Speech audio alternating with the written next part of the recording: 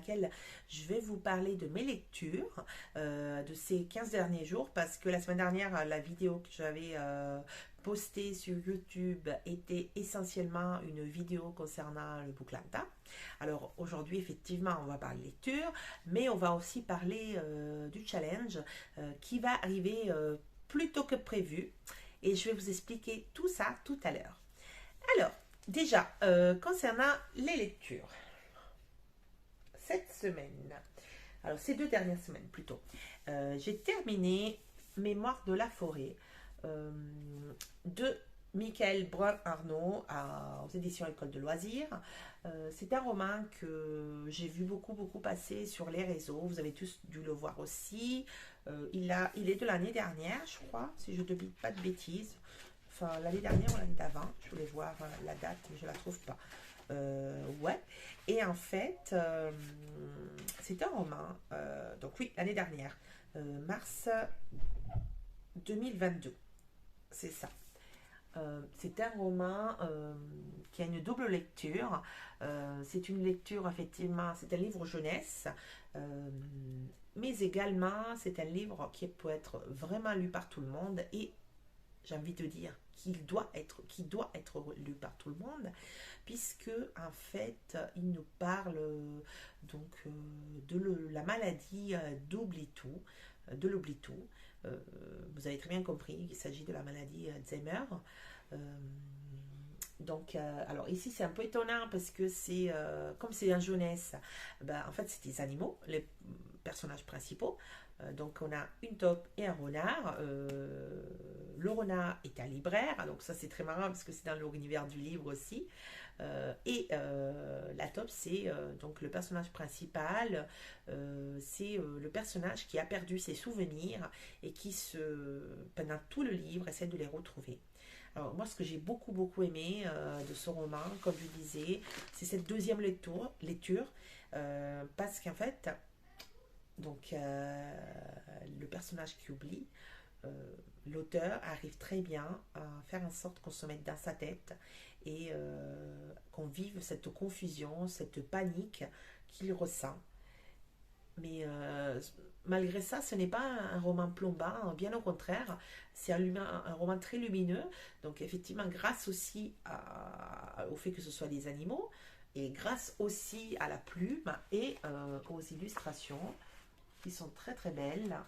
Alors, je voulais vous en montrer quelques-unes. Alors je crois qu'il y a carrément des pages entières d'illustrations que je vous montre. Voilà, par exemple, ce genre de choses. Regardez, c'est super joli. Voilà, donc c'est un roman vraiment qui doit être lu par tout le monde parce qu'il est il est très beau. C'était un coup de cœur pour moi. Donc je vous le conseille, d'autant plus que en mars la suite arrive. Donc là on est sur le roman qui parle essentiellement de la taupe, et sur le deuxième volet, si j'ai bien compris, il s'agirait des mémoires du renard. Donc notre ami le libraire qui accompagne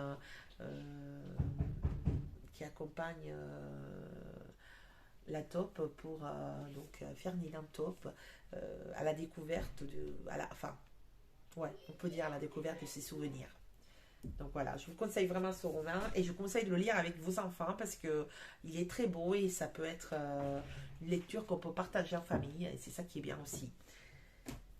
Voilà, alors ensuite, j'ai lu ce roman que vous avez dû voir passer pas mal sur Instagram. Il s'agit de Motus et Corps Cosu de Léa Vollen. Alors ainsi, pareil, un roman que j'ai adoré.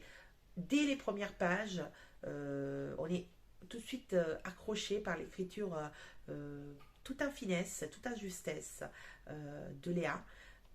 C'est une histoire originale en plus, puisque ça nous parle de secret, mais voilà, c'est pas le secret de famille classique.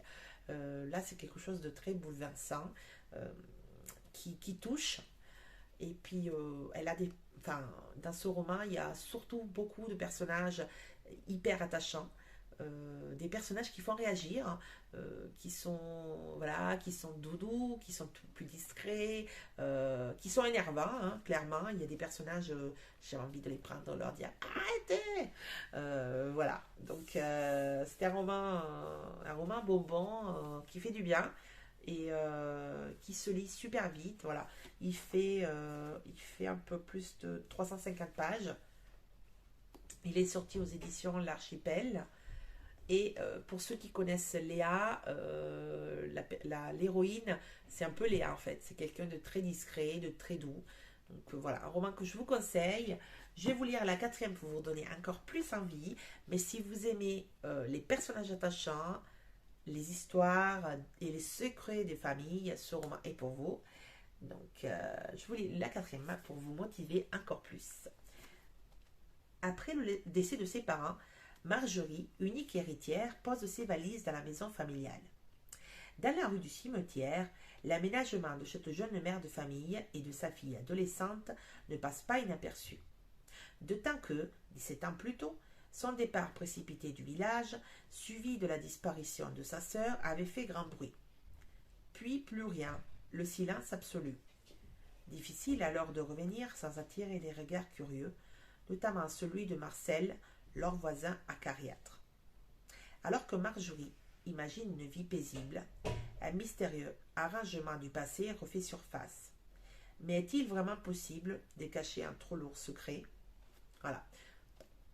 Alors j'espère que je vous ai donné envie parce qu'il est vraiment top. Et ensuite, je voulais vous montrer une réception et puis aussi une lecture parce qu'en fait, je l'ai lu super vite. C'est un roman graphique des éditions Le Duc, Ne jamais couler. Qui nous parle de Marie, qui est donc l'héroïne et l'autrice. Elle nous parle de sa vie et le sujet principal est la grassophobie, mais c'est un roman qui est très marrant, très déculpabilisant et d'une manière générale, ça nous évoque le regard que les autres ont sur nous, mais aussi le regard qu'on a sur nous-mêmes et cette relation qu'on peut avoir au corps et qui fait toute la différence, j'ai envie de dire. Donc, je vous montre un petit peu les illustrations qui sont très sympas. C'est un roman très moderne. J'aime beaucoup les petites. Voilà, là, elle fait parler la balance, par exemple. J'aime beaucoup cette histoire. Elle se lit très vite. Et puis, ouais, voilà, je pense on peut dire qu'elle est drôle. Et puis, en même temps, elle n'est pas ridicule. C'est drôle, ça fait du bien, c'est du culpabilisant. Enfin, voilà. Un roman graphique qui est très, très sympa. Donc, les éditions Le Duc, je pense qu'il est sorti ouais, il est sorti en janvier, fin janvier. Et que je vous conseille aussi. Alors, en plus, le titre, là, comme ça ne vous parle pas trop. Mais, dès tout de suite, en fait, dès le début, on comprend. Et j'adore. Ne jamais couler, c'est vraiment le leitmotiv de beaucoup de personnes et je trouve que c'est super important de se le dire tout le temps, quoi. Bon, je vous laisse découvrir et en tout cas je ferai un post sur Insta par rapport à ce roman que j'ai terminé hier soir. Bon, voilà pour les lectures. Quoi vous dire de plus? Ce que vous attendez peut-être, si vous êtes inscrit, ou en tout cas si vous suivez le Booklanta de près ou de loin. Alors, pour vous dire un petit peu les nouveautés, ce qui se passe donc avec le Booklanta. C'est un challenge que j'ai créé il y a quelques années. On est à sa 6e saison. Donc dans la vidéo précédente, je vous avais expliqué un petit peu ce qu'il en était. Aujourd'hui, je voulais vous parler essentiellement de comment ça va se passer, du lancement qui a été donc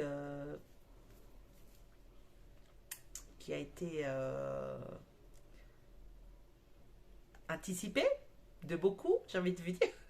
En fait, clairement, j'avais dit que le lancement, il interviendrait le premier week-end de mars, sauf qu'entre-temps, Denis Brognard, qui est quand même le patron suprême du koh a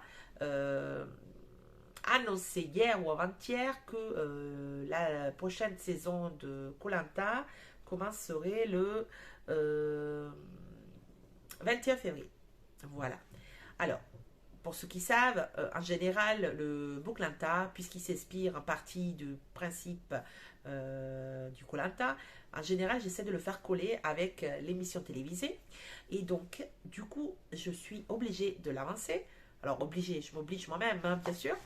Et du coup, il va commencer plutôt le week-end du 18 février. Donc voilà, on accélère un petit peu le début des hostilités avec 15 jours, 15 jours de plus tôt. On va commencer plus 15 jours plus tôt.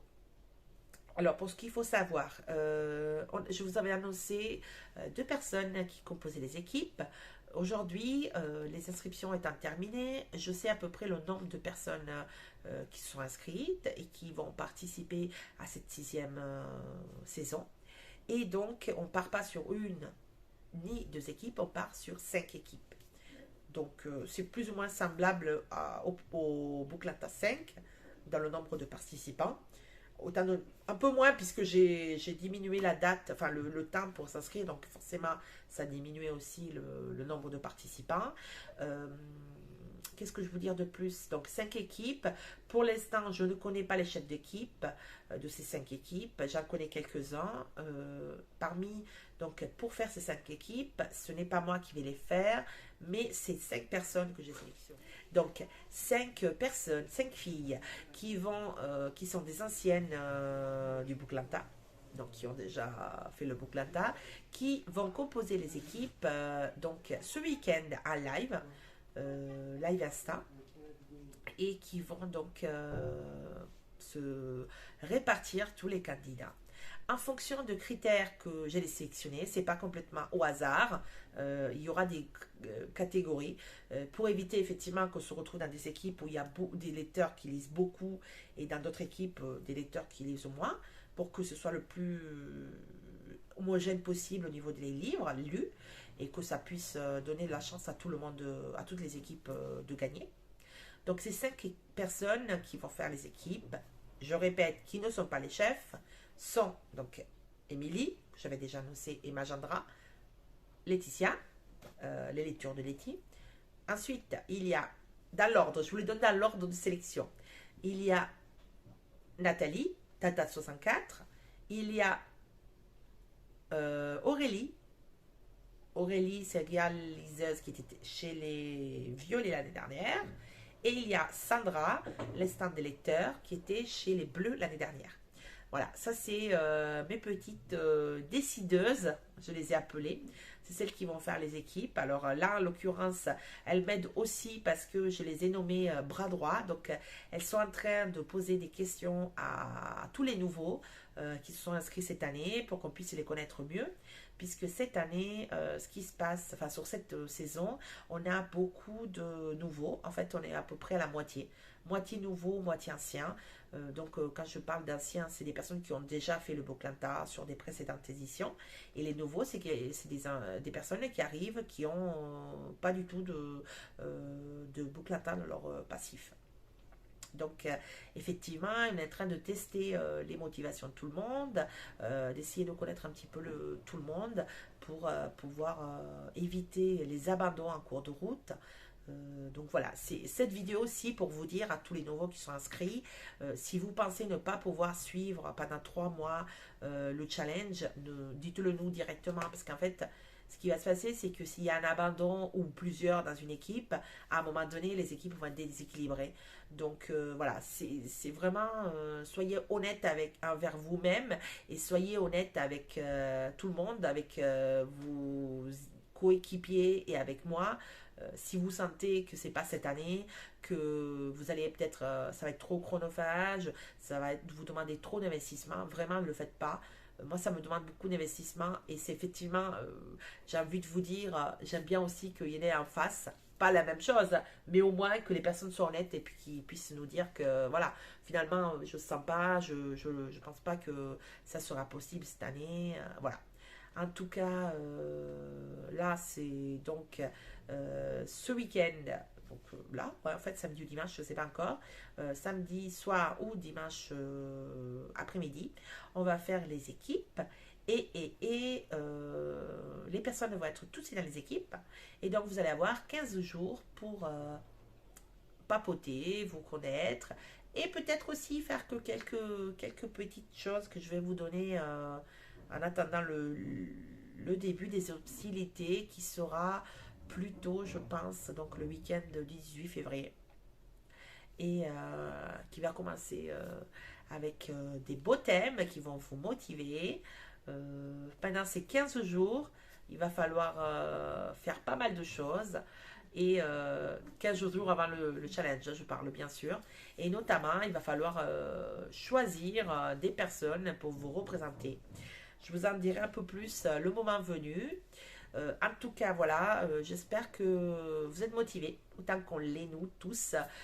Moi qui organise, mais aussi les filles qui sont en train de m'aider là pour toutes les questions qu'elles vous envoient et tout ça.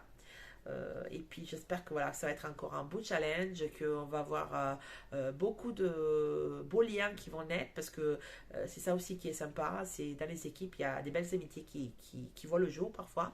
Et voilà, c'est ce que je trouve super sympa. Voilà, voilà. Si vous avez des commentaires, des questions ou quoi que ce soit, vous pouvez les mettre en live ici, donc sous la vidéo, ou vous pouvez me les poser directement en MP sur Insta. Quoi d'autre? Oui, petite précision, il y a des personnes qui se sont inscrites, qui étaient en compte privé, donc en fait on les a éliminés d'office puisque en fait on ne peut pas les contacter. C'était bien précisé, une des conditions c'est d'avoir un compte public, donc là on était obligé de faire une sélection entre guillemets tout de suite, puisque ben, si elles n'étaient pas en compte public, on ne pouvait pas les contacter sans s'abonner, puis après ça allait être dans les abonnements, dans les messages privés, enfin bref. C'était un peu une organisation compliquée, surtout quand on a 110 personnes à gérer. Voilà, donc je suis désolée. N'hésitez pas, si vous voyez cette vidéo, à venir me voir et si vous étiez en privé et que vous n'avez pas eu de message. Et on va essayer de voir comment on peut faire en sorte que vous participez en fonction de votre motivation donc au challenge. Voilà pour cette vidéo. Je pense que j'ai tout dit. En tout cas, je vous remercie. Je vous laisse me dire ce que vous en pensez. Vous abonner si vous voulez rien rater. Liker, commenter. Bon, n'hésitez pas, comme d'habitude. J'espère que ça vous a plu et je vous dis à très bientôt. Ciao, ciao!